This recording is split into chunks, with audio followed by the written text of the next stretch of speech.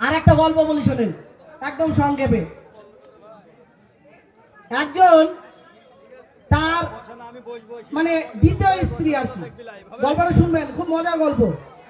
তার দ্বিতীয় স্ত্রী মানে সতীন যাকে বলে, সতীন বোঝেন তো, বাংলা ভাষায় সতীন। তার যখন প্রথম স্ত্রী মারা যায়, সেই সতীন তার নিজের ছেলেকে হাঁটায় আর সতীনের ছেলেকে সারাদিন কোলে নিয়ে ঘোরে।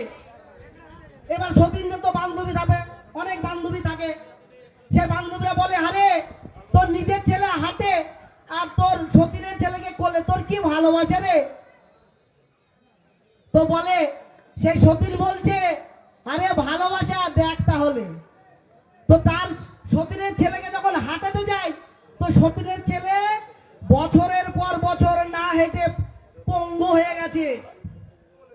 আজকে আমাদেরকে কোন রাজনৈতিক সংগঠন যদি মনে করে মেয়েটি ভালোবাসা দেখিয়ে আমাদেরকে কোলে নাচিয়ে আমাদের অধিকার পাইয়ে দেওয়ার দাবিতে তারা যদি মনে করে যে আমরা তোমাদেরকে ভালোবাসি, তাহলে আমরা বুঝে গেছি যে তোমাদের ভালোবাসা ওই সতীনের ভালোবাসা। আমাদেরকে ঠান্ডা মাথায় পরিকল্পিত ভাবে পঙ্গু করার চেষ্টা করা হচ্ছে।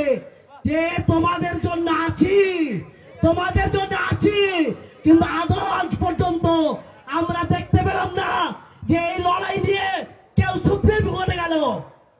আমরা আপনাদেরকে ভারতীয় সংবিধান রক্ষা মঞ্চের পক্ষ থেকে ওয়াদা করছি যে আমরা প্রয়োজনে শুধু দিল্লি নয়, আমরা প্রত্যেকটা কেস নিয়ে সুপ্রিম কোর্টে আপনাদের হয়ে লড়বো। আপনারা রাজি আছেন তো? এই বলে আমার সংক্ষিপ্ত বক্তব্য শেষ করছি। অসংখ্য ধন্যবাদ সকলকে। ধন্যবাদ ফিরোজ শেখ মহাশয়কে। উনি সুন্দরভাবে আপনাদের একটা আন্দোলনের রূপরেখা তুলে ধরল।